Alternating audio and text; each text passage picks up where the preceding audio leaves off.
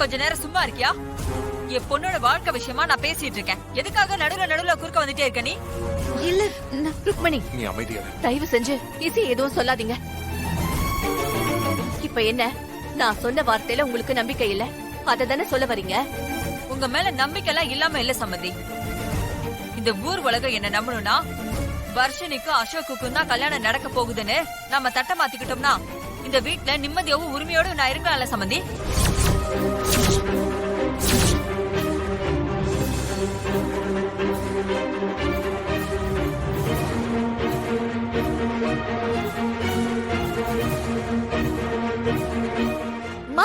நேரம் காலம் தெரியாம என்னமா பேசிட்டு இருக்கேன்? எனக்கு இப்ப கல்யாணம் வேண்டான்னு சொல்றேன்ல, தயவு செஞ்சு கொஞ்சம் அமைதியா இருமா. என்ன பேசுற நீ? வர்ஷினி, அப்படியெல்லாம் சொல்லாதம்மா. ஏற்கனவே உன் அம்மா உன்னை நினைச்சு பயந்துகிட்டு இருக்கும் போது நீயும் இப்படி பேசலாமா? ருக்மணி, உங்க பயம் எனக்கு புரியுது. இப்ப என்ன, வர்ஷினிக்கும் அசோக்கும் தட்டு மாத்திக்கணும், அவ்வளவுதானே?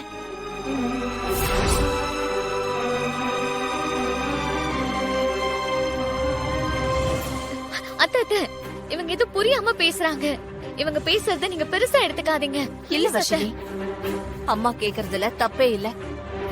ஒரு பொண்ணு பெத்தவங்களா அவங்க பக்கமும் நியாயம் இருக்குல்ல. நீங்க எல்லாரும் ஒரு நிமிஷம் அமைதியா இருங்க, நான் இப்ப வந்துடுறேன். அத்தை,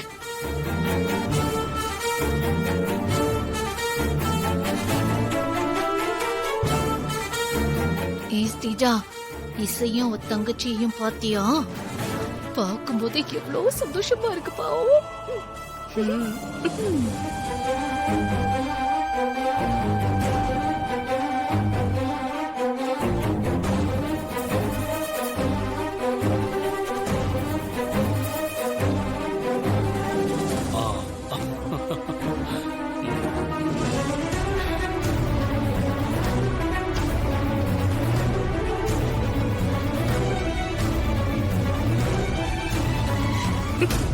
இப்ப அந்த வர்ஷினி நல்லா மாட்டிக்கிட்டாக்கா.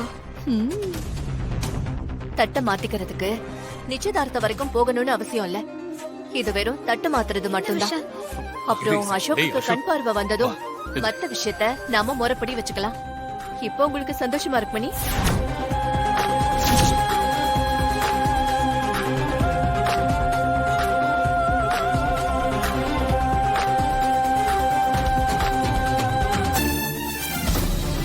ஒரு பெத்தவளா இத்தனை நாளா என் மனசுல வெடிச்சிட்டு இருந்த எரிமலை இப்பதான் சம்பந்தி அடங்கி இருக்கு.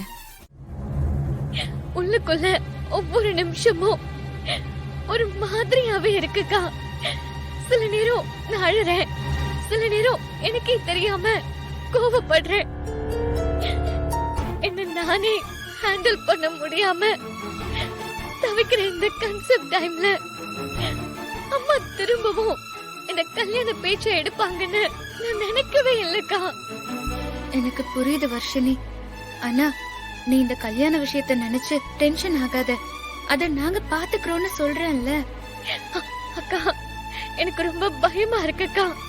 இன்னும் எவ்வளவு நாளைக்கு இதே மாதிரி நான் பயந்துட்டே இருக்கிறது? இங்க பாரு, அது எல்லாமே கொஞ்ச நாளைக்கு தான் வர்ஷினி. அது வரைக்கும் எங்களை தாண்டி எதையுமே உன்கிட்ட நாங்க வரவிட மாட்டோம். இந்த டைம்ல நீ சந்தோஷமா இரு, அதுதான் எங்களுக்கு வேணும். என் குழந்தைக்குமே அதுதான் நல்லது. ப்ளீஸ் அழாத.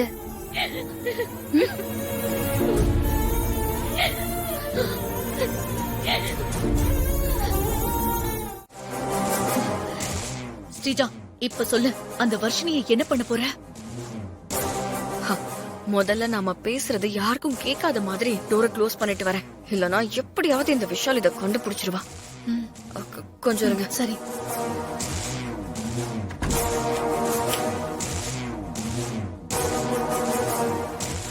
போட்டுட்டியா?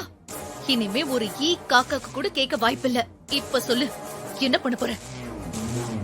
நான் அந்த வர்ஷினியை கடத்த போறேன். வர்ஷினியை கடத்த போறியா? எப்போ? ஹே, அவன் நம்ம வீட்டுல இருக்கும்போது அவளை எப்படி கடத்துவ? யாருக்காவது சந்தேகம் வந்துடாது? அவளை கடத்துற பொறுப்ப எங்க அப்பா கிட்ட ஒப்படைச்சிட்டு நாம ரிலாக்ஸ் ஆயிடலாம். அப்பதான் தங்கச்சிய காணோன்னு பாசக்கார அக்கா பதறிக்கிட்டு நம்ம கிட்ட ஓடி வருவா. அப்புறம் அவரோட பயத்தை யூஸ் பண்ணி சுபத்ரா கிட்ட இசை கர்ப்பமா இல்லங்கிற விஷயத்த சொல்லுவோம். ஆ ஆ, சரி சரி, முதல்ல உங்க அப்பாக்கு ஃபோன் பண்ணி விஷயத்த சொல்லு. ம்.